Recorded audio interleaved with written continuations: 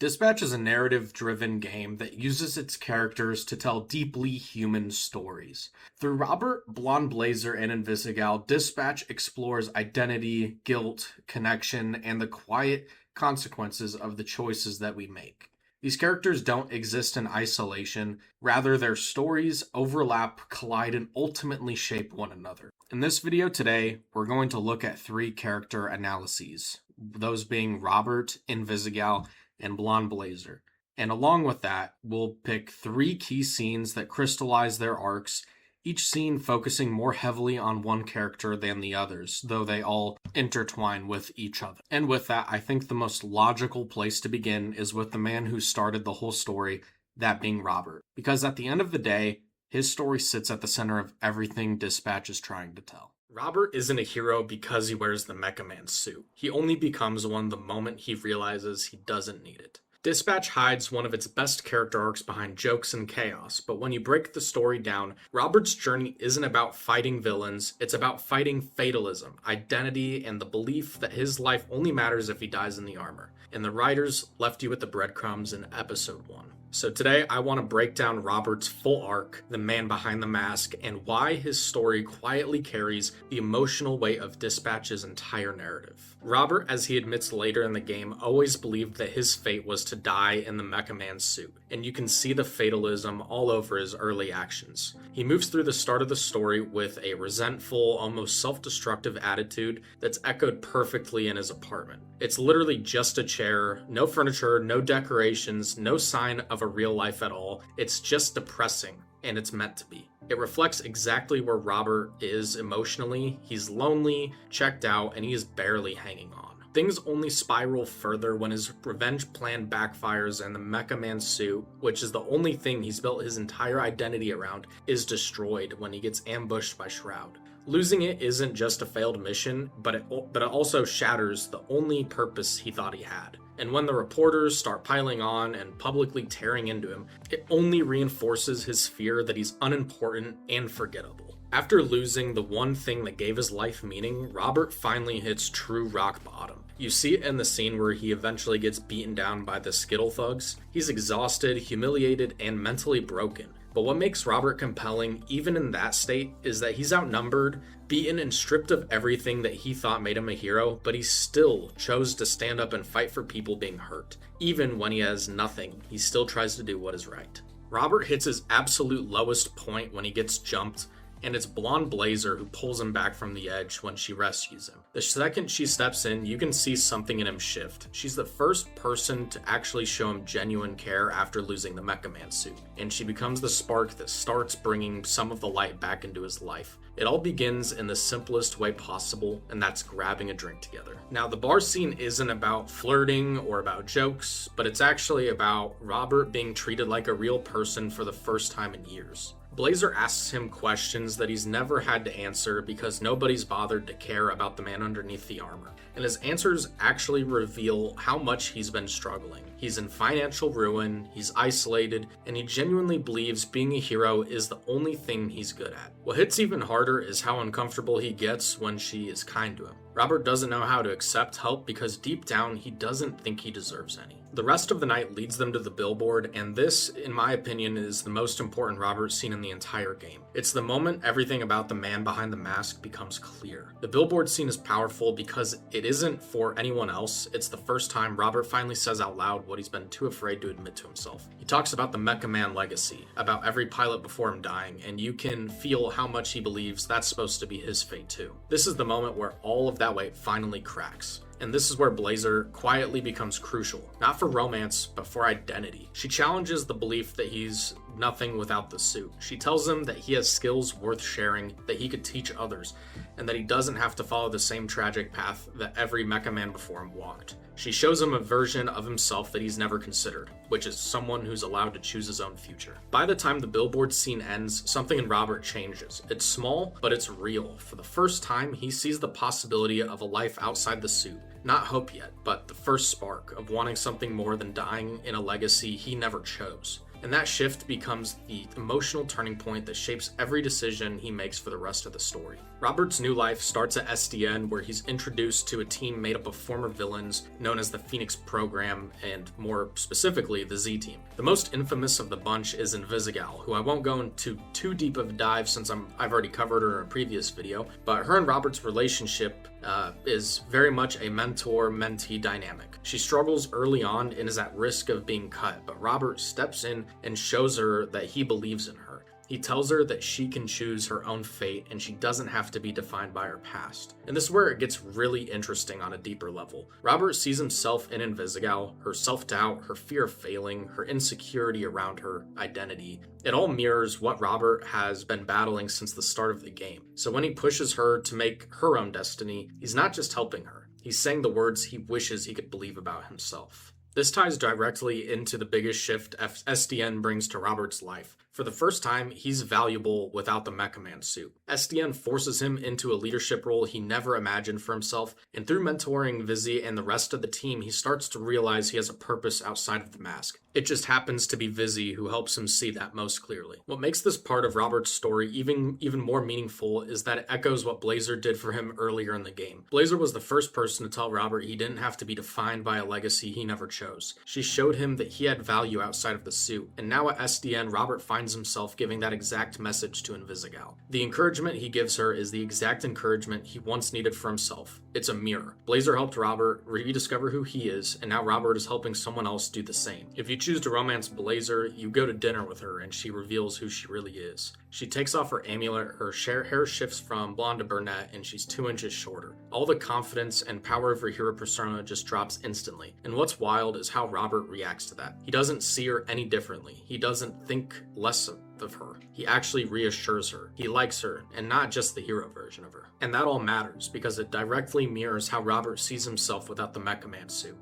He used to look at plain old Robert as someone weak, unimportant, someone who wasn't worth anything without the armor. But when he sees Mandy without her powers, he doesn't judge her the way he judges himself.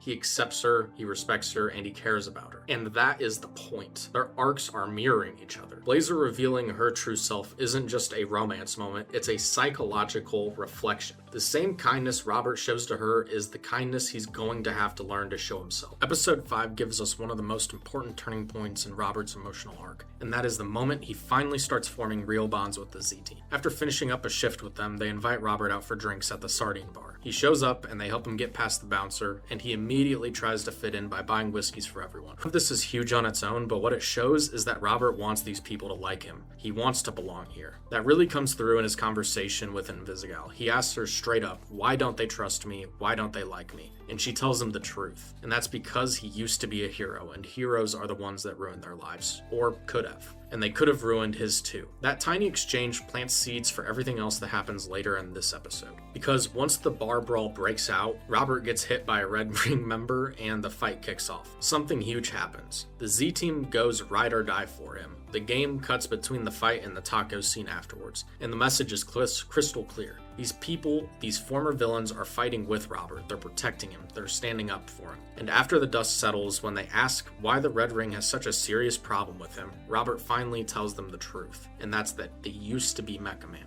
And honestly, this moment matters because he isn't trying to impress them. He's trying to earn their trust. He wants them to believe in the message he's trying to help them build their lives around. The reactions hit hard. Flambe freaks out and almost incinerates him, but then Golem steps in front of the blast, literally shielding Robert with his own body. It's the strongest signal we've seen so far that Robert has found something that he's never had before, and that's a found family. A group of people who don't just tolerate him, but they'll fight beside him. Episode 6 is a direct continuation of everything Episode 5 set up about found family. The episode opens with Robert testing a prototype astral pulse, and even though it's just a test, the entire Z Team shows up to watch. That detail alone says a lot. These people are here because they care about Robert. Not the suit, not the symbol, but the person underneath it all. But the test goes wrong. The prototype fails and it explodes. And from the Z Team's perspective, it looks like Mecha Man just blew up again. The moment Robert wakes up and makes it back to his desk, he finds a bottle of whiskey waiting for him from the entire team. It's such a small gesture, but it hits hard. It proves the connection that they formed in Episode 5 wasn't just a bar fight bonding, but it's these people genuinely care about him. When Robert goes home after his shift, we get one of the most revealing moments of his entire arc. He has a quiet monologue with Beef in his apartment before the Z-Team ends up coming over, and depending on your dialogue choice, he finally admits a truth that he's never said out loud. I don't want to die in that suit. And what makes that confession land is what he says next. And that's for a long time, maybe he did want that. Maybe dying in the suit felt like the only thing he deserved. It's a brutally honest moment that ties together everything that he's carried since episode 1. The guilt, the fatalism, and the belief that the Mecha Man legacy ends only one way. And it hits even harder because it comes right after the prototype suit explodes with him still in it. In Robert's mind, it feels like the universe is confirming what he already feared, and that being Mecha Man just isn't going to happen again. But instead of spiraling the way he did earlier in the story, Robert reacts completely different this time. Instead of clinging to the suit, he lets it go for the first time. He genuinely starts to believe that it might be okay if he isn't Mecha Man anymore. Maybe it's okay to just be Robert, and that acceptance doesn't come from defeat. It comes from growth. Because now he finally has people who care about him without the armor. The Z-Team arriving at his apartment makes that symbolism even stronger. They show up to his apartment unannounced because Robert didn't invite them,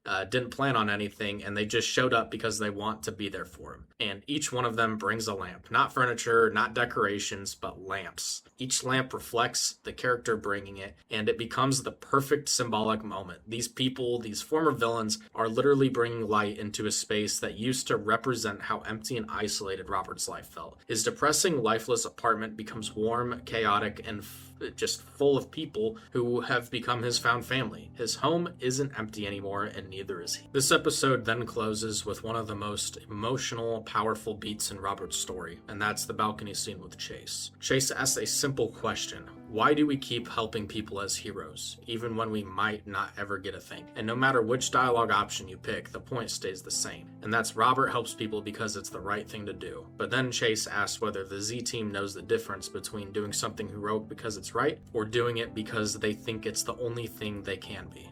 This hits Robert hard because it immediately makes him think of Invisigal. He remembers how she almost walked off the team earlier and how convinced she was that her powers made her destined to be a villain. That her story was already written, and Robert totally gets it. The moment she talked about fate, he looked up at the same stars that he once told her to fuck. He doesn't believe destiny should control her life, and deep down he doesn't want destiny to control his either. And this is where the mirror between the two becomes crystal clear. Robert had a support system back in the day with Chase and his dad. People who kept him from collapsing under his legacy. Invisigal never had that. She never had someone to ground her, to guide her, or to believe in her the same way he needed people to believe in him. And when Robert talks about her fate not defining her, you can tell he's not just talking about her. He's also talking to himself too. If he believes she deserves a second chance, then he has to start believing he deserves one as well. If her fate isn't fixed, then maybe his isn't either. The balcony scene is the moment that Robert realizes that the same compassion, empathy, and hope he gives to Invisigal is the compassion, empathy, and hope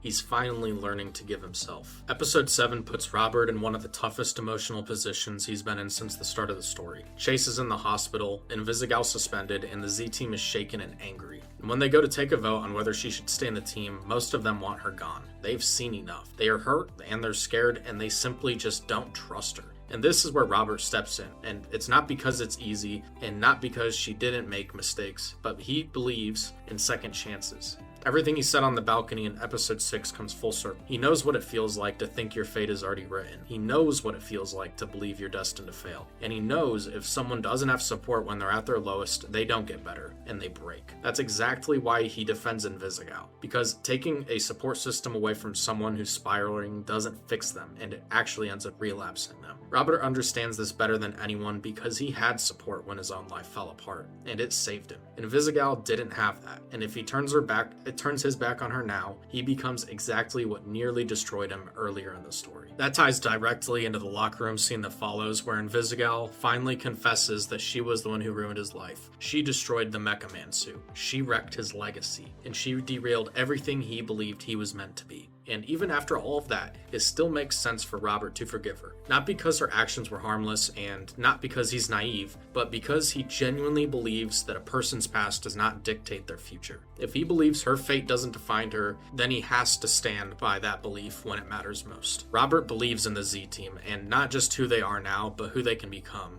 And this is the uncomfortable, tricky part of the story. Defending Invisigal here is completely consistent with his character, even if it makes some players mad. It's the same lesson Robert has been learning all game, and that's that people deserve the chance to change. That their worst moment isn't their destiny, and that pushing someone away when they need help the most only guarantees that they fail. And it's a messy, emotional scene, and that's exactly why it matters in his art. Now, before episode 8 fully kicks off, there's one moment that ties everything together from the earlier episodes directly into the finale. After Robert is rescued from the Red Ring's torture, trying to find the astral pulse, Blazer brings him back up to that same billboard from episode 1, and it's the exact place where she first saw the man behind the mask. They talk briefly about what Invisigal's plan might be with the astral pulse, but the emotional core of the scene lands right after that. As explosions start going off across the city, Blazer looks overwhelmed. She's scared, stressed, and clearly processing the weight of what's happening. And then there's Robert. He's bruised, exhausted, and barely able to stand after hours of torture, and he's forcing himself back to his feet. He looks at her and says, "You're not leaving me up here again." It's a super simple line, but it carries every ounce of growth he's earned throughout the game. He isn't stepping up because he thinks the Mecha Man legacy demands it. He isn't doing it because he believes his fate is to die in that suit. He's stepping up because he wants to, and because he refuses to let Blazer go into the chaos alone. This scene is ultimately Robert choosing to help as Robert, not as the symbol everyone's projected onto him as Mecha Man, and this is the clearest sign that he has finally separated who he is from the mask he used to hide behind. And it's the perfect emotional launch point for the finale. Once episode 8 begins in full, Robert has a couple of moments with Invisigal where he has to trust her judgment, but these scenes aren't really about his growth. They're more about her closing arc. Robert's transformation isn't happening there. His identity shift has already been set in motion, and episode 8 is where it finally crystallizes. The real turning point comes when Robert takes the astral pulse that Invisigal gave him and prepares to enter the new Mecha Man suit. And what makes this moment so powerful is how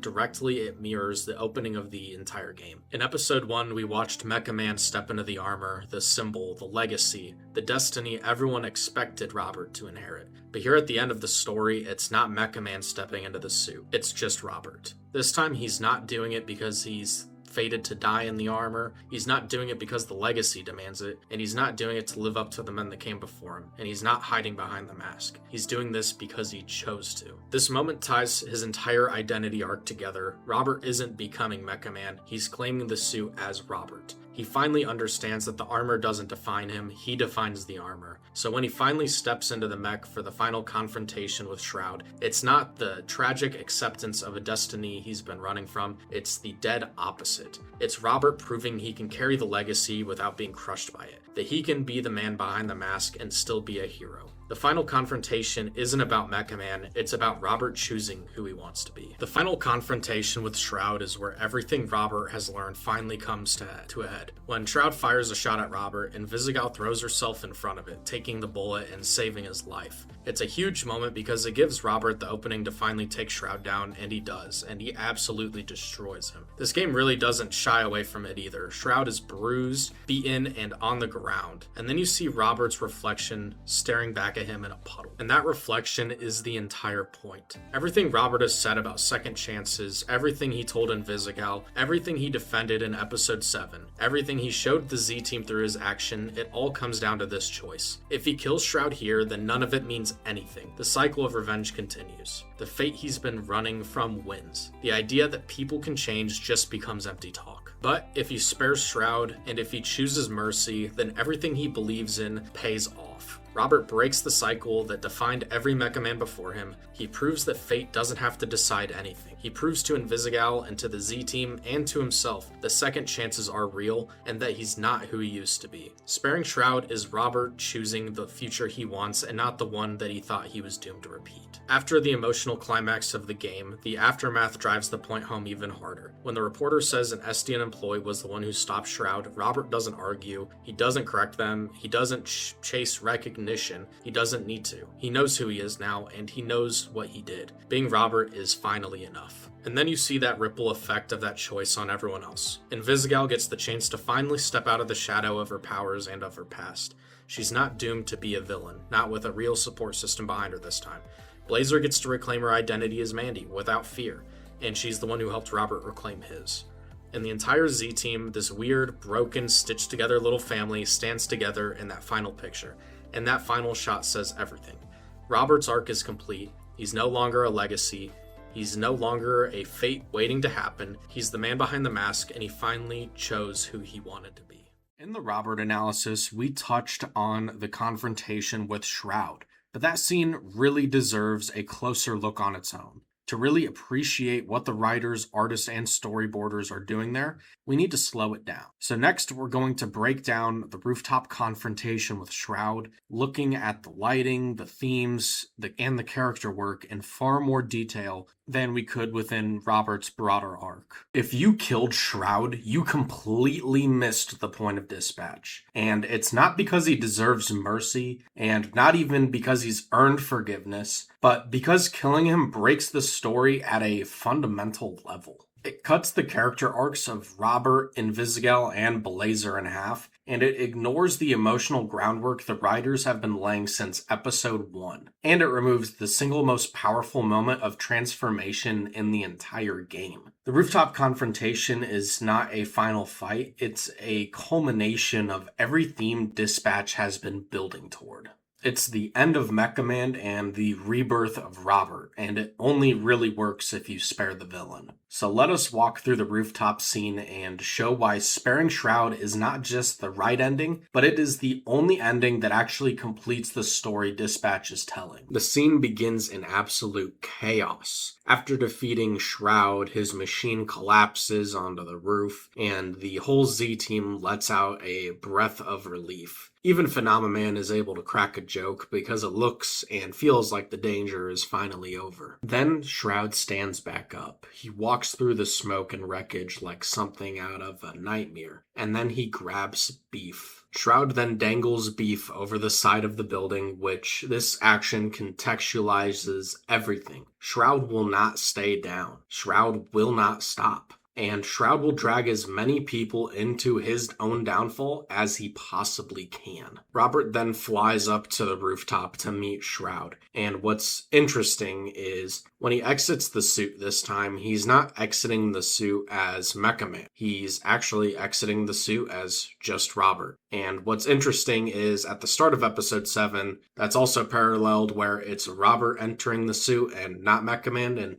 I like how that is paralleled again at the end where it's Robert stepping out of the suit. This is one of the strongest choices the game makes, where the suit is no longer a persona and it's no longer the thing that he hides behind anymore. It's simply a tool he uses when confronting the person who destroyed his life. The confrontation begins when Shroud begins talking, and everything he says at this point on is calculated to break Robert. He claims that he predicted Robert would fall for Blazer or Invisigal. He also paints the Z-team as some sort of joke of an experiment. But interestingly, everything he says doesn't actually matter at all. What actually matters at this point is how Robert and Invisigal respond. Invisigal, when confronted with her past and Shroud's goons, she ends up taking her old mask and she ends up disappearing like she always had throughout the game. And on the surface, it looks like she has slipped back into villainy. But the game uses this as a metaphor for addiction and relapse, and you can slip,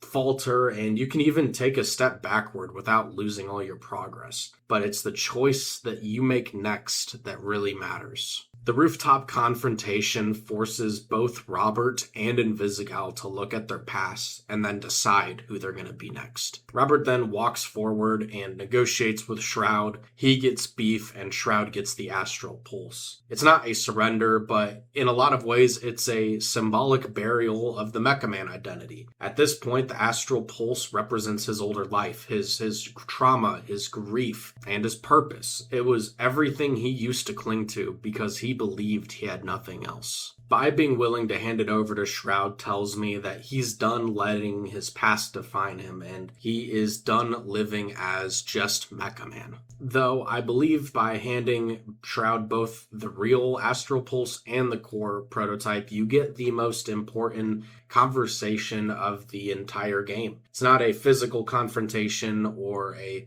emotional confrontation at this point. It is purely psychological. Shroud is faced with a choice. voice. Both the real astral pulse and the prototype are nearly identical, and he cannot tell the difference. And what's interesting is Shroud doesn't know what decision to make, and he's clearly at a loss. But actions are a language, and instead of admitting defeat and accepting that he got bested by Robert, he decides to double down.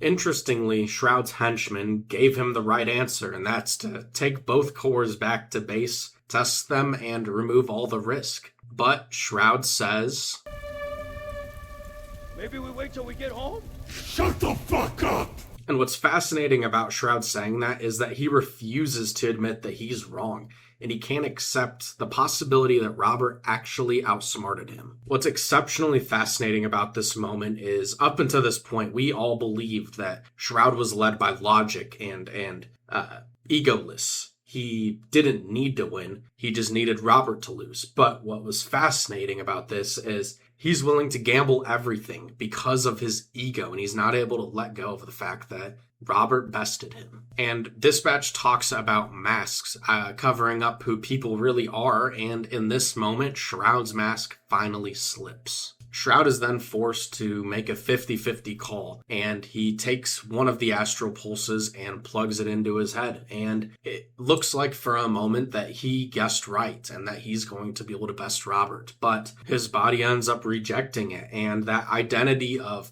logic, precision completely collapses. And what's funny again is instead of acknowledging again that Robert managed to best him, he goes and reaches for his gun. No hesitation, no shock, no reflection that he has, and he ends up saying, "Sorry, we both lose," and then he shoots. And that line really tells you everything. Shroud would rather destroy everything, including himself, than face the truth that he's not in control. And this is now the moment where Invisigal delivers the most important part of her arc. She steps in front of the bullet meant for Robert. And interestingly, this isn't a moment for redemption or glory, but it's a decision that she makes because after a life of manipulation and pain and not being able to decide who she wanted to be, she finally chooses for herself. And this is the moment where she decides that she wants better for herself. And this is where her redemption arc fully completes. After seeing Invisigal take the bullet for him and her being incapacitated on the ground, Robert finally snaps. He tackles Shroud and starts beating him with every ounce of pain he's carried for years. The rain being released from the sky is paralleled to Robert releasing all that he had inside, and it's a really overwhelming scene. Shroud is beaten into a unrecognizable pulp and a lifeless reflection of everything Robert could become if he gives himself over to hatred too. Then Robert sees it. In a puddle next to Shroud's broken face, he sees a reflection of himself, and it's a callback to the opening of episode 7,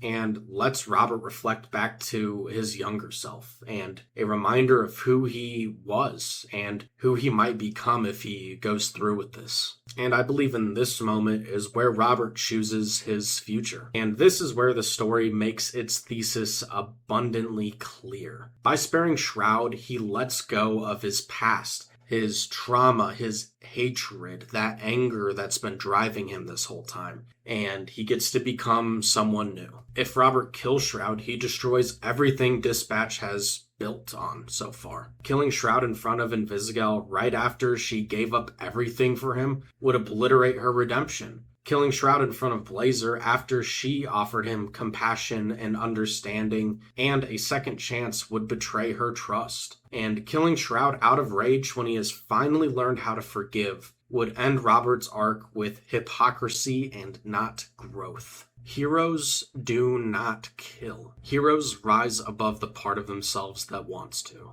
Killing Shroud is the bad ending because it refuses to let Robert actually grow. Sparing him completes his journey. And afterwards, there's a beautiful scene between Robert and Invisigal. Robert helps her to her feet, and there's a break in the storm. Light pours through the clouds behind them, and it's Not the light of victory, like some would believe, but it's actually the light of rebirth and redemption. And to tie it back to an earlier part of the game, it's two phoenixes rising from the ashes of their past lives. Robert finally is reborn without Mecha Man, and Invisigal is reborn without her past. Both are choosing who will they become next. And what's crazy is this moment only really works and will only land, and it'll only hit with the emotional weight that it deserves if you spare Shroud. Killing him ends the story there, and sparing him completes it. And that's why I believe sparing Shroud is not just the right ending, but it is the only canon ending in the game. It's also the only ending that finishes the story Dispatch has been telling from the start. The rooftop confrontation with Shroud is a critical moment for Robert, but that moment doesn't carry its full emotional weight in isolation. It only works because of where Robert is and who he's standing beside. This is where Invisigal comes in. Her arc intersects with Robert's in a way that deepens the meaning of that confrontation, even when she isn't physically at the center of the scene. Invisigal is one of the most fascinating and clearly divisive characters in all of Dispatch, and she deserves a closer look. So next, we're going to dive into her character and unpack what makes her arc so compelling and why Dispatch doesn't work without her.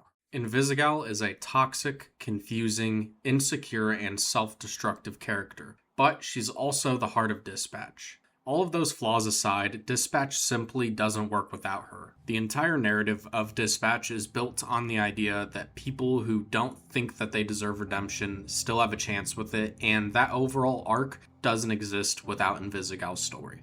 We are first introduced to Vizzy in episode 2 when she's caught spying on Robert while he's changing. In the span of a few minutes, we learn 3 things. 1, she knows he's Mecha Man. 2, she's ranked at the bottom of the SDN leaderboards. And 3, she hides her insecurity behind non-stop jokes and flirting. We see all of this firsthand at Granny's donut shop. She's been so busy rambling about Robert's favorite donut, and she actually forgets to check on the incapacitated Granny. After you confess your favorite donut, she finally decides to go check on Granny, and then immediately gets into a messy fight with the perp who robbed the place in the first place. And after that, the whole thing goes downhill fast. No matter what you tell her to do, disarm the perp or help Granny, she'll do the exact opposite. That impulsiveness gets Granny hurt and lets the perp escape. Invisigal sees this as a win, and Robert clearly doesn't. This leads to their first real confrontation. Invisigal comes to celebrate, and Robert, annoyed, tries to set her straight. Those two mindsets end up colliding hard. Robert calls her a selfish fucking asshole, and Invisigal punches him in the face and storms off. After the confrontation with Invisigal, Robert goes back to his desk only to find his favorite donut smashed into the keyboard. It's petty, it's messy, it's chaotic, and it's exactly the kind of thing she does when she feels hurt or cornered. And it's the perfect introduction to who she is at the start of her arc. A girl who desperately wants approval but has no idea how to earn it. In the next episode, we find out that the Z team is cutting a member to send a message, and Invisigal is dead last on that leaderboard, making her cut material. Near the end of her second shift, she's still dead last at the bottom, and the pressure is finally getting to her. She ends up alone at a park, sitting on a swing, completely drained and doubting herself. This is the turning point of Invisigal's entire story. When you play the park scene, you make your own destiny, it becomes obvious that she's internalized the idea that she'll always be the screw-up, the villain, the person who can't get anything right, and she genuinely believes being good is something she's fundamentally incapable of. And then Robert nudges her towards something she's never considered before. You can choose who you want to be, and you're not chained to who you once were. And just that tiny moment of encouragement is all it takes for something to spark inside of her. Right after this conversation, she ends up confronting that same perp from the Granny's donut shop, and at this time she actually pulls off the takedown. She successfully apprehends him and gets the job done, and for the first time in the game, Invisigal has a real win. This leads to a genuinely heartfelt moment where the whole Z team congratulates her, and you can see that spark of happiness come back. For once, she feels like she finally belongs, and she feels capable, and she feels seen. The takedown keeps her from being cut, keeps her on the team, and most importantly, her conversation with Robert at the park plants the seeds of growth in her head. and it's the first moment she even considers that she might be someone worth believing in. Episode 4 shows a completely different side of Invisigal. After a rather erotic dream involving Robert, she suddenly becomes hyper flirtatious and spends a lot of time trying to get close to him. And I'm here to say it outright, none of this comes from confidence at all. It all comes from a deep underlying insecurity. In the bathroom scene, she mentions things like trying on a dress, which heavily implies she saw Robert helping Blazer zip up her dress earlier. That detail alone tells you exactly where her head is at. She's jealous, she's scared, and she's watching everything. Invisigal finally has someone, that being Robert, who believes in her, and who offered her that spark of hope in episode 3. And instead of that calming her down, that actually makes her more anxious because she's terrified of losing that validation, and she's terrified of losing him. That underlying fear that she has manifests in aggressive flirting, constantly hovering around him and trying to insert herself into every moment. And there's also some borderline stalking levels of I'm always nearby. All of those things I just listed aren't coming from confidence, and it's not her being sexy. It's insecurity that's screaming for reassurance. Episode 4 is where her emotional attachment stops being cute and starts getting pretty messy, and that sets the stage perfectly for episodes 5 and 6, where jealousy, fear of abandonment, and guilt all start to collide at once. Episode 5 starts foreshadowing a lot of future events, and it all begins at the sardine bar. Robert and Invisigal are talking about why the Z-Team doesn't trust him, and the conversation eventually boils down to one thing, that being Robert hasn't been honest about who he used to be before SDN. And then Invisigal says something that completely changes how you read this scene. Just tell them who you are, what's the odds you've actually busted some of them anyway. On the surface level, it sounds like casual advice, but when you hear it again after completing the game, it's shocking because it's one of the most accidental confessions in the entire game. This line works as a double entendre. She's referencing Mecha Man's old villain run-ins, which she eventually learns about Flambe being one of them, but she's also projecting her own guilt at the same exact time and kind of hiding the fact that she destroyed the Mecha Man suit from him without actually saying, I did it. You'll have to forgive me for butchering that word, and while you're forgiving me, please subscribe and like the video. Anyway, she's talking to herself in that scene as much as she's talking to Robert. This episode builds that tension all the way to the taco shop after the bar fight, and that's when everything for Invisigal explodes emotionally. Robert talks about how he wants the Z-Team to trust him, and in order to do that, he has to reveal his identity. But when he's talking about trust, you can see there's a micro expression on Invisigal's face, and it looks like guilt and pain and that kind of thing. And that's something you might not notice on that first time around, but if you're looking the second time, you will notice it. And it's kind of ironic because he finally does what she told him to do, and he chose honesty and trust, but she still hasn't given him the same amount of honesty and trust back. Episode 5 overall is the beginning of her mask starting to crack, and the real her showing through. Episode 6, however, is the catalyst of the entire Invisigal arc, and everything in that leads to the apartment party scene. On the surface level, it's a fun, warm moment where the whole Z-Team is bonding, laughing, and finally feeling like a real unit and a team. But underneath all those good vibes is a fuse that's already been lit. When the team locates the astral pulse, everyone wants to go after it, but Blazer, being the rational one, says that they should slow down, make a plan, and wait. That hesitation sets off a chain reaction that pulls the mask right off of Invisigal. After Invisigal went back and forth with Blazer a little bit more, Chase finally snaps, and the words he uses are one of the most important lines for Invisigal's arc, and I want you to listen to them carefully. You playing them, you playing yourself. You think you're invisible, but I fucking see you. You don't know anything about me. That line hits like a truck. It tells the audience and Invisigal herself that Chase knows she's hiding something, and he can see right through her fake confidence, her flirting, her jokes, and her bravado. Her mask is slipping, and Chase is the first one brave enough to say it out loud. Invisigal eventually disappears, punches Chase in the face, and storms off, and you can tell that the guilt has really boiled over, and that's how the scene ends with her mask beyond repair. But it doesn't stop there. Later, Invisigal goes after the astral pulse alone, and this is not out of bravery, not because she's confident, but it's because the guilt is literally choking her and she can't breathe. She can't handle this weight anymore, and she thinks getting the astral pulse back will make her wrongs right. And the problem is, it's dangerous, it's reckless, and it's desperate, and she still does it anyway. Even though she does manage to get her hand on the astral pulse, she is intercepted by Shroud and ends up in critical condition with no heroes or help nearby. Chase, on his last legs as a hero, uses his powers one last time to rescue her. And he does that, but he ends up in critical condition, and that moment completely shatters her. All that guilt she's been bearing, all the fear, all the self-loathing, and all the unresolved trauma, it finally hits her all at once. All those times Invisigal had been running from her guilt, it finally caught up to her. And that's why episode 7 is the emotional climax of Invisigal's story. Whether you cut her or keep her on the Z team, it always leads to the same moment. A quiet, heavy conversation with Robert where she has to finally stop running from the truth. This is where she finally confesses everything. She lied about her past, she planted the bomb that destroyed the Mecha Man suit, she's the reason his life fell apart.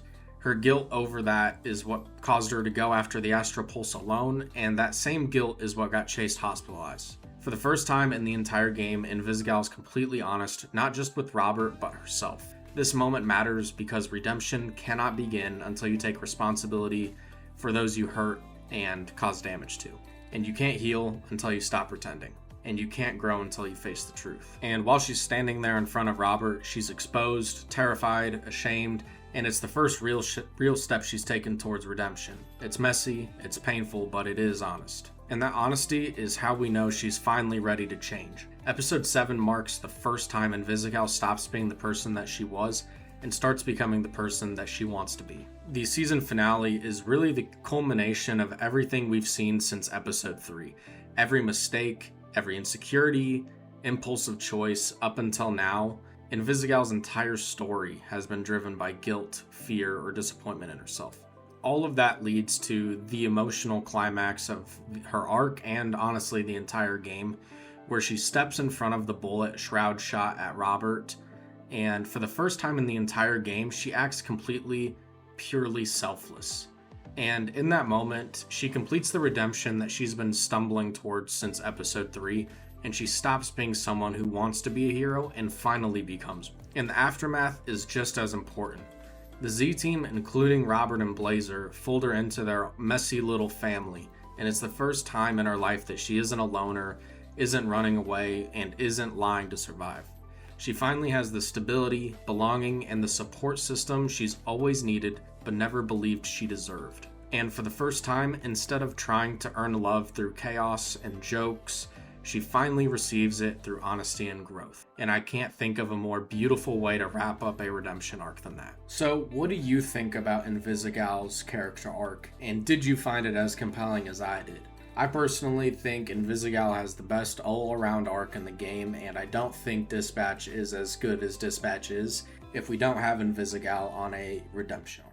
Invisigal has several scenes that help define her character. There's the rooftop confrontation with Shroud, and the conversation with Robert at the sardine bar. Both important moments in their own way, but neither of those scenes fully capture who Invisigal is underneath everything. The moment comes later at the Z-Team party, and it's there that we see both the highs and lows of her character laid bare. The performative confidence, the insecurity, and the cracks beneath the surface. And that's where we're going next. The apartment scene in Dispatch isn't just a party scene, but it's actually one of the richest pieces of character storytelling in the entire game. What initially comes off as a fun, enjoyable scene is actually a 5-act emotional arc about isolation, community, collapse, reckoning, and redemption. Every little detail matters, such as the lighting, the props, and the music. This isn't a filler moment, but it's actually the emotional spine of the entire episode. So let's walk through what's really happening here act by act. Act 1 is isolation. We start with Robert at his lowest. Before Robert got home, he was in an incident while testing a new astral pulse for his Mecha Man suit, which resulted in the Mecha Man suit getting completely destroyed and all hope at finding a new solution for the astral pulse being lost. So now Robert has no suit, no purpose, and no direction, and his apartment reflects that perfectly. All that's in there is a single plastic lawn chair. The walls are completely bare. It is cold and colorless lighting, and it genuinely looks like there is no trace of any sort of life being lived. As a matter of fact, it's not a home at all. It's actually just a bunker, a space where Robert goes to rest, but not to actually live. While laying on the floor in his empty apartment, he has a bottle of whiskey that the Z team got for him, and he's drinking it while talking with Beef because he has no one else to talk to. And what he says is really critical. For the first time in the entire game, he really questions his destiny and if he was meant to die in the Mecha Man suit. And what's interesting is he then goes on to say that he doesn't want to die in that suit. He's found some purpose with the Z team and mentoring heroes, and for the first time in his life, he wants something more than to be Mecha Man. And after that vulnerable moment with Beef, the door opens a portal and Malevola and Invisigal walk through, and they mention that the whole Z team will be coming over. And that's where Act 2 begins. Act 2 is Illumination. With Invisigal and Malevola's arrival, the tone flips instantly. The other Z team members start showing up with lamps, and interestingly, every lamp reflects its owner. It's a nice piece of symbolism. Prism has a really cool, angular, modern-looking lamp. Waterboy brings in a lava lamp, and Golem brings in a salt lamp. The whole Z team is symbolically bringing light, warmth, and color into Robert's life and apartment, which have both been painfully empty and honestly lifeless. And as all those lamps turn on, they quite literally bring the apartment to life. The apartment shifts from sterile white to warm home lighting. And that all leads to Robert's world and not just his space beginning to light up and change. Soon after, Blazer and Chase show up carrying a couch, more so Blazer than Chase, but it's a funny visual, but it also says a lot. In the comics, Blazer talked about wanting to just sit on the couch with whoever she's with and wanting that comfort and stability in a home. So bringing one to Robert isn't as random as it initially would seem. She sees how empty his apartment is and tries to give him something she wishes she had more in her life. And that is a place that feels lived in, a place that feels safe.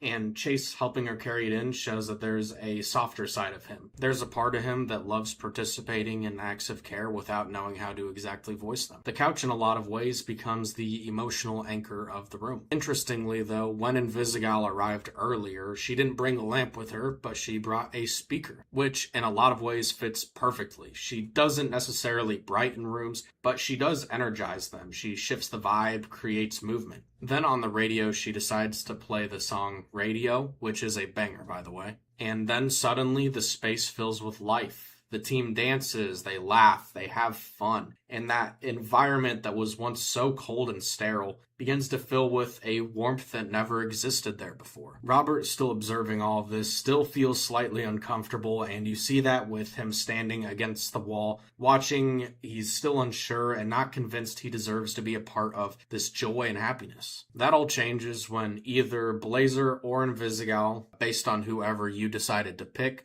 pulls him into the moment with them. And as they start dancing with Robert, you see him for the first time in the game where his face actually really lights up and honestly seems happy. Act 2 ends in joy, and then Act 3 will go on to destroy it. Act 3 is the collapse. Once the team locates the real astral pulse, the warmth in the room fractures. Invisigal is the first to jump in and wants to go tonight. But this isn't her talking strategy, it's actually guilt. Invisigal has a lot of pent-up guilt because she's the one who planted the bomb on Mecha Man's suit and led to it getting destroyed. She's the reason the original astral pulse is currently missing. And she's also the reason that Robert has spent months building prototypes that never work. And earlier that day, she was standing right there watching the newest prototype blow up the suit and nearly watching him die. And she's tired of seeing Robert put himself at risk trying to fix the mistake that she made. So when she insists that they should go tonight, what she's really saying is, let me fix the thing that I broke. Please don't make me sit in this guilt any longer. But Blazer steps in and tells her no. And it's not to shame her or even to undermine her. It's because the team is drunk, unprepared, and not thinking clearly. It is the right call, but it's the call that Invisigal cannot emotionally handle right now. To her, it sounds like judgment. It sounds like confirmation that she's the problem. Chase sees this spiral happen in real time. The way her posture tightens, the way she hides herself, and the way that guilt turns into defensiveness. And then something finally snaps inside Chase too. He slams down his beer bottle and snaps. Word, or has it got too many fucking syllables for you? Why don't you go walk your ass around a mall, Grandpa? Heroes are talking. You are no fucking hero. Whoa, hey! She named you Invisigal, you named yourself Invisibitch, and you had it fucking right. Chase, you're drunk. You need to stop talking. You want to get people hurt, get people fucking killed, then you need to go back to the team where you belong. Hey, everybody just calm down. This is crazy. She thinks she's like you, but she's not. Robert doesn't need to keep going out there with no powers, putting his life on the line to make up for assholes like you. He doesn't need to be Mecha Man to be a hero. You playing them, you playing yourself. You think you're invisible, but I fucking see you. You don't know anything about me. I know you're a liar, criminal. I know you're fucking dangerous. What else do I need to know? That line really devastates her. He's literally calling out her power because she's invisible. He's calling her out emotionally because of the guilt she's been running from since the bomb. Psychologically, he's naming the scared version of her that she refuses to acknowledge. And thematically, Dispatch is about being seen underneath the mask, and she is not ready for that. And with that, Invisigal breaks. She then turns invisible because she can't bear being seen right now. And then she hits him, not because he's wrong, but because he's right. And then she runs, because staying in that room would mean facing everything she's been avoiding since the explosion. And that warmth from the lights and the music and the couch collapses entirely. And that's not because of the lights, it's because of the truth. Act 4 is reflection.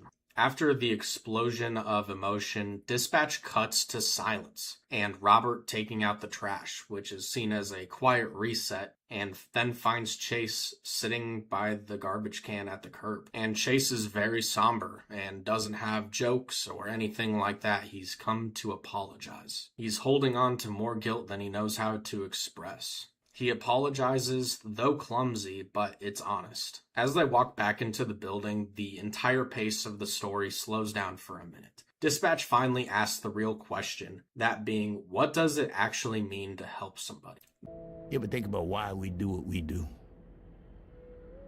Help people. Put it all on the line for someone who won't ever know your name, won't send you a thank you card, won't be at your bedside when you get hurt. Honestly, I don't know. Just makes me feel good, I guess. You ever worry that a bunch of former villains actually get that same juice from the opposite, from hurting people? That first week, Busy was gonna walk off the team. You know, she's feeling low, talking about how she was born with powers that always meant she'd end up as a villain. Like it was fated. So, obviously, I gave her the pep talk, you know, like, that's all bullshit. You make up your own fate, yada yada. I don't even remember what I said, but I do remember thinking, oh, fuck. Yeah, that must have been hard. Like, if I didn't have you, you know, and my dad, where would I have ended up? You were always good. That was always in you. It's what makes us different from a thief like her. Oh, come on. You've stolen things, too. What? You racist motherfucker, I never stole a fucking thing in my entire fucking life. Chase, you've literally stolen things from me. Oh yeah, but that doesn't count. That was for somebody else. What, you quietly contemplating?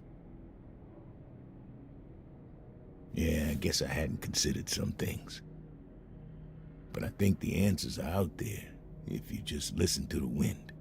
What I think is excellent and honestly superb about that scene is that Chase comes to terms with the mistake that he's made. Invisigal may not have come from a place where she had a support system, where she had people to support her. And the way she acts isn't necessarily because she wants to act that way. It may just be because she had a really hard life and now she wants to change. And if you don't give people the chance to change, how can they change? It directly ties into what Robert was saying about how if he didn't have Chase and his dad, who would he have grown up into? And Chase wanted to say that he always had good in him, but how did he know that? It's because the people around him let him and helped him be good. If you don't have good people around you, it's hard to be good. I think this moment ties up beautifully because Chase finally understands that he failed her in the exact same way that the world always had failed her. And that realization is going to tie directly into Act 5. Act 5 is about redemption. After being overwhelmed by guilt, Invisigal goes after the astral pulse alone. And it's not out of bravery, but it's out of just self-punishment. Whenever she gets the astral pulse, she gets intercepted by Shroud, who then attacks her with a toxic gas, weaponizing her asthma and her fear. And then we get the emotional high point of the episode. Chase gets into his runner stance, even though he knows that it will probably kill him. But he goes after her anyway, and he ends up saving her. And for the first time in the game, he finally sees her.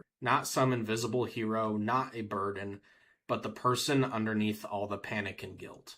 And Act 5 is short, but it lands because everything leading up to it finally makes sense. This isn't just a rescue. It's a rebirth for Chase, for Invisigal, and for Robert at times, who finally understands what it means to be part of something bigger than himself. I love how Dispatch hides its best storytelling moments like this, in a quiet, messy, human moment. The Z-Team party shows Invisigal at her most exposed, not because she's being honest, but because the mask starts to slip. It's a scene defined by performance, chaos, and avoidance. Blonde Blazer exists on the opposite end of that spectrum. Where Invisigal deflects, Blazer confronts. Where one hides behind spectacle, the other leans into quiet honesty and intimacy. To understand why Blonde Blazer's role in Dispatch matters so much, we need to look at her character more closely and how it relates to Robert. Dispatch gives you two romance options, Invisigal and Blonde Blazer. And I'm just gonna say it, Blonde Blazer isn't only the better romance route, but she's probably the canon route the story is actually built for. Now, I know some of you Invisigal fans are already typing in the comments, but all I have to say is hear me out. Once you break down the writing episode by episode, it becomes impossible to deny. Let's start at the beginning of episode 1. Episode 1 hits Robert hard. He begins the game as Mecha Man on a revenge mission to kill Shroud, and it ends with his entire identity being ripped away. He gets lured into a trap, his suit and his livelihood are destroyed, and the explosion leaves him in a coma for months. When he wakes, he's immediately swarmed by reporters with classless questions that attack his legacy and his worth. Later we see Robert alone, watching a broadcast calling Mecha Man a complete failure. And while he's been absorbing all of that pain, the TV that he was watching itself gets stolen by a group of skittle-colored petty criminals. Now here's the first major character beat. Robert chooses to fight anyway. With one arm dislocated, outnumbered 5-1, no powers, no suit, no support, he stands up for what's right even though he knows he's gonna lose. And he does end up losing. But that's the moment when the game quietly sets up the central romance. Blonde Blazer swoops in, not to pity him or mock him like the media, but to stand up for him. She recognizes the heroism in what he just did, gives him his flowers, and then takes him out for drinks instead of leaving him by the TV store. At the bar, she's not interested in Mecha Man the symbol, she's interested in the man underneath the mask. The chemistry is already there.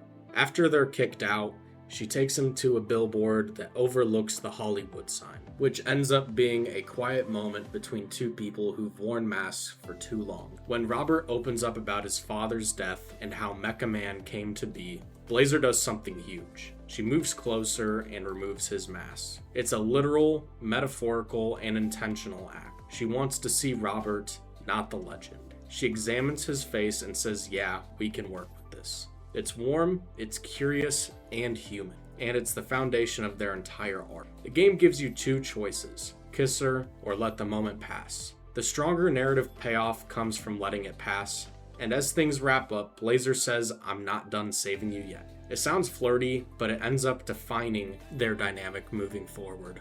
Now, in episode 2 is where a lot of people get thrown off, and honestly, I get it. When she brings you into SDN for the first time, there's a flirty energy there. She has you change in front of her, there's playful banter, and she praises your work. So if you ask her to dinner afterwards, you expect that energy to go somewhere. Instead, she tells you she has something to confess, and then introduces you to her boyfriend. On the first playthrough, it feels like whiplash, but this isn't bad writing, it's just character writing, and episode 3 explains it. Now, in episode 3, we open with a reveal that Blazer has broken up with Phenomenon, who was her boyfriend. Now, the comic panels made it clear that he only loved the hero and not the person behind the powers, and that was clearly something that she needed personally in order to feel safe and secure in her relationship. So suddenly you start to look at it and the breakup feels way more reasonable and not random. However, it doesn't excuse the flirting in episode 2, but it does reframe and recontextualize it. She was emotionally checked out long before she made it official, and honestly probably should have made it official a whole lot sooner, and that would have saved a whole lot of confusion. But it does make her human at the end of the day. Other than that, episode 3 isn't a huge romance chapter, but it does quietly continue to build the connection that they have, and that gets continued into the next episode. Now, episode 4 is where the relationship really begins to take flight. It opens with Blazer asking you to help adjust her dress while the two of you flirt before starting the day. At the end of the shift, you're faced with your first big branching choice, and that is dinner with Blazer or a movie with Invisigal. If you choose Blazer, I believe you get one of the strongest character moments in the game. She shows up to the date flustered, clearly debating whether to reveal something personal or not. She then removes her amulet and her entire appearance softens. She ends up being 2 inches shorter, a brunette, and visibly more vulnerable and almost insecure, I would say. People have expectations and they never meet me first, is what she says. This all comes back and mirrors episode 1 perfectly, where she unmasked Robert then, and then she's now unmasking herself. And that shows a lot of real intimacy between the characters. It shows that she trusts him enough to open up and be her true self and not some hero on display. And I think that contrasts perfectly with the relationship she was in, where she was only allowed to really be a hero and not be, Mandy. Now, I do remember saying in episode 1, it's best if you wait to kiss her until episode 4, and this is why. You're now given the option to kiss her, and I believe this is the perfect moment to kiss her, because it really parallels both of your stories to that point where, you were Mecha Man becoming Robert, and she is Blonde Blazer now letting herself be Mandy around you. And it's two people being people and not the heroes and the idols that they have been made into by other people that they're throughout their whole life. And as the story progresses through the last 4 episodes, you can really see that their connection is very real. In episode 7, after Chase uses his powers to save Invisigal at the boat, and he's kind of on life support at that point, she comforts him. She's the one who's there, not Invisigal. And then when you're, kidnapped by Shroud and his men at the Sardine, who comes in to save you? It is Blazer, not Invisigal. And then when we go later and deeper into the story, when you're fighting either Sonar or Coupe, who's fighting with you? None other than Blonde Blazer. Hell, even when Mecha Man is dead to rights by Shroud, the first person coming in to land a punch other than Robert is, again, Blonde Blazer. And I love how it all kind of ties itself up back at the end after you've defeated Shroud, and I think if you want the best ending possible, you spare him. And then after that, you're having a beer with Mandy, and it's just Robert and Mandy and not Mecha Man and Blonde Blazer. And I think that's what's so narratively beautiful about it, because through episodes 1 through 4, it's about unmasking our heroes and seeing who they are really on the inside. And then at the end of episode 8, it's again our unmasked heroes being people. And I think that's honestly beautiful because they've been building that this whole time, and they were able to fight as heroes and to live as people. And I think that's a great theme that was brought up throughout the game. Now, for all you Invisigal fans, if you guys are still hanging around, I want to offer you my perspective on Invisigal and where I think she fits into the story. I believe she fits best as somebody you mentor and somebody you help get back to being a hero. I think it's kind of wrong, in my opinion, and you can take this for whatever you take it, but I think it's kind of wrong to be dating and intermingling with people who you are mentoring and that kind of thing. And that's why I kind of was never really into that. I believe that Invisigal needed security, she needed a support system, and she needed to get back on track before she was even worth thinking about dating for me personally in the game. And that's why I believe Blazer is just all around the best option in the game. And I think the best ending in the game is romancing Blonde Blazer, guiding Invisigal back to being a hero, sparing Shroud, and then I think forgiving either Coupe or Sonar and just living that true hero path. Now, I just want to close off by saying I think Mandy and Robert work because they see each other for who they truly are and not for who the world expects them to be.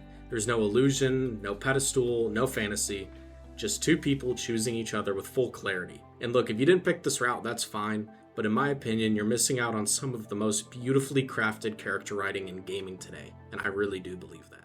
Blonde Blazer represents the healthiest model of intimacy in Dispatch. She's grounded in communication, mutual respect, and genuine vulnerability. And there's no scene in the game that captures that better than the balcony moment with Robert. In that quiet exchange, we see exactly how Blonde Blazer approaches connection. She listens, she communicates, and creates a space for honesty without pressure. To understand why Blonde Blazer's arc feels complete and why this scene resonates so strongly, we need to take a closer look at the balcony scene itself. The balcony kiss with Blazer isn't the most important part of this scene. It's actually the distraction. Because what's really happening here is the moment Robert finally lets someone see the human that's been hiding behind the mask. And most players completely miss it. So today we're breaking down the real meaning of the balcony scene and why it marks a turning point for both Robert and Blonde Blazer. When Robert gets kicked out of the bar and Blazer takes him on a nightcap, there's this tiny transition moment. A moment that's so quiet and easy to overlook, but ends up setting the emotional foundation for everything that happens on the billboard. Before the balcony scene even begins, the game is already telling us exactly what kind of relationship these two are building.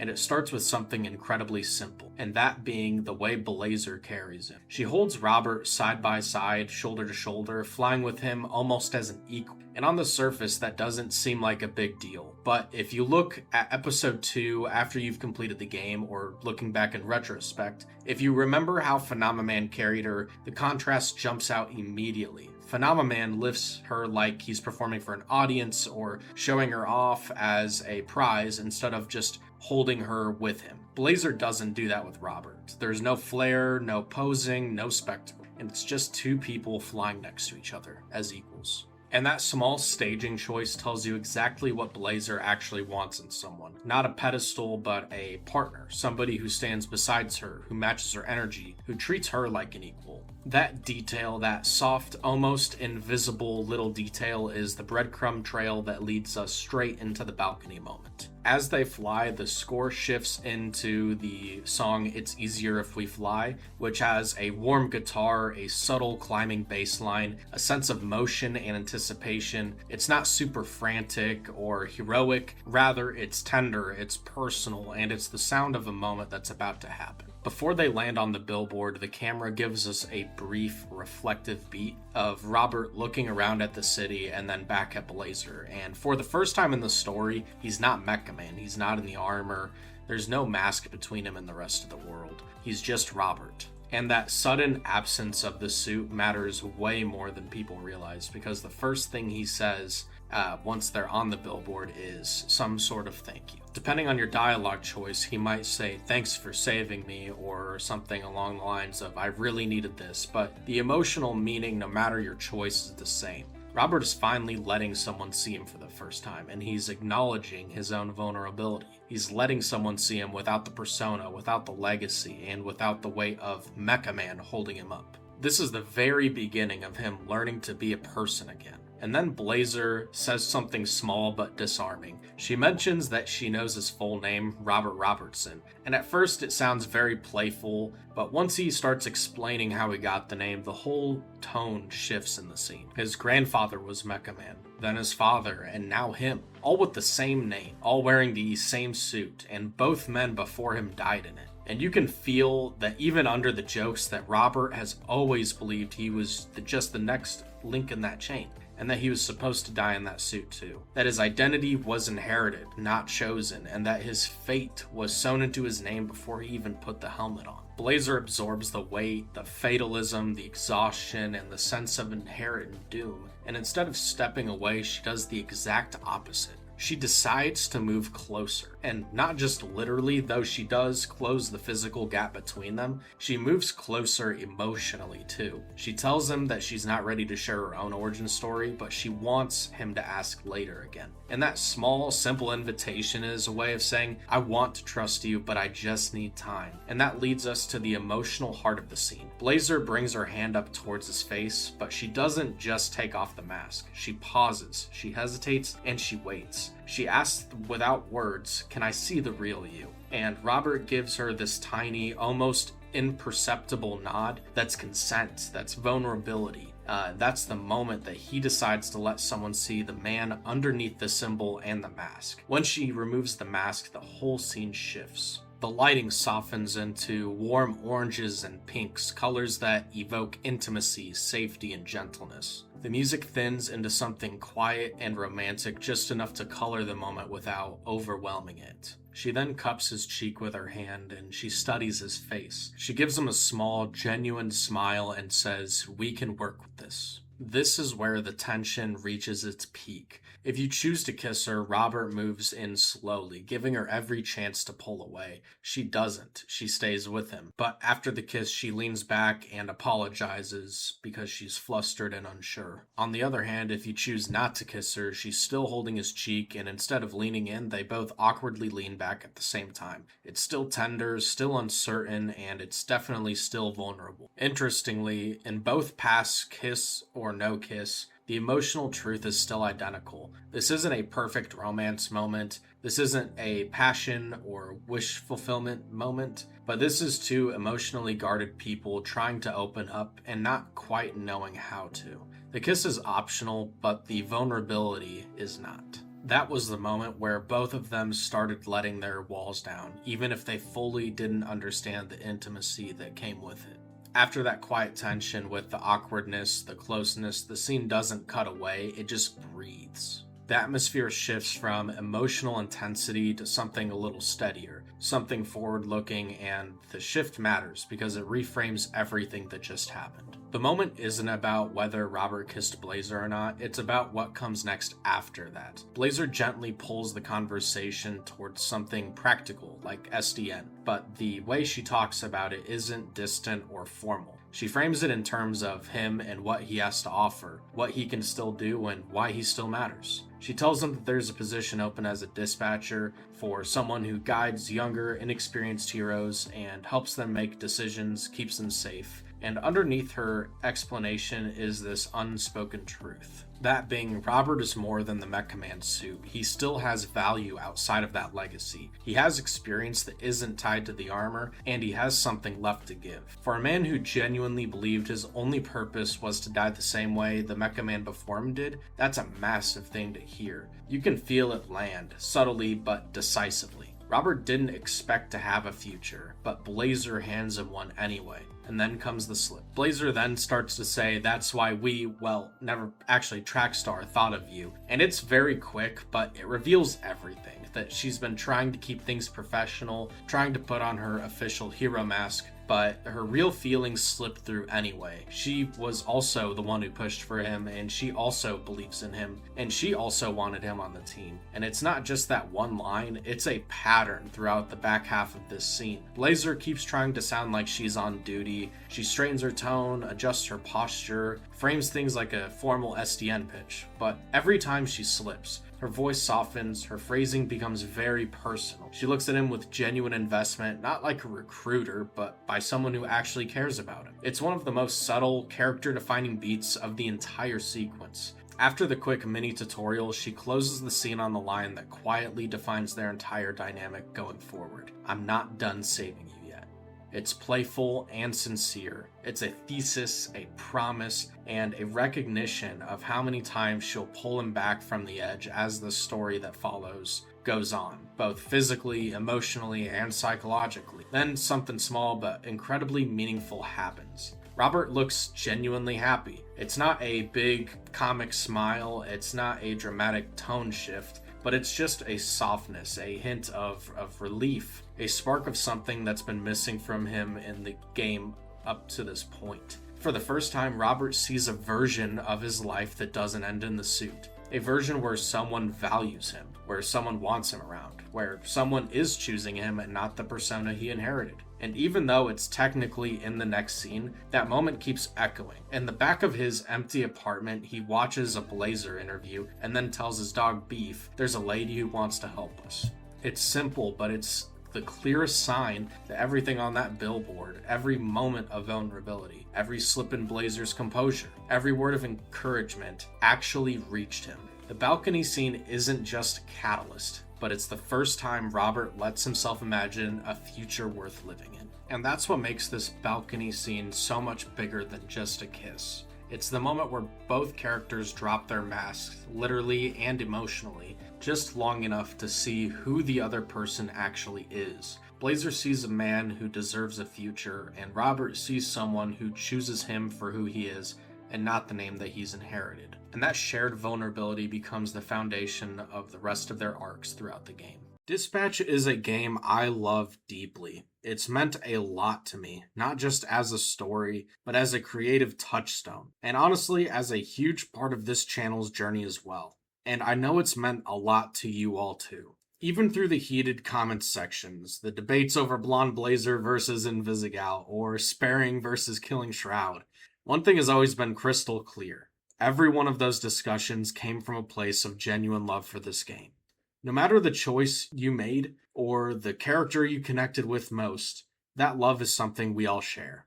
I hope this video and all of my other videos on Dispatch were able to reflect even a fraction of what makes this story so special and why its characters continue to stick with us long after the credits roll. Here's to hoping for a Dispatch Season 2. And if you've watched this far, you're an absolute legend, and I appreciate you more than any of you know. With that all in mind, I hope to see you in some of my future analysis.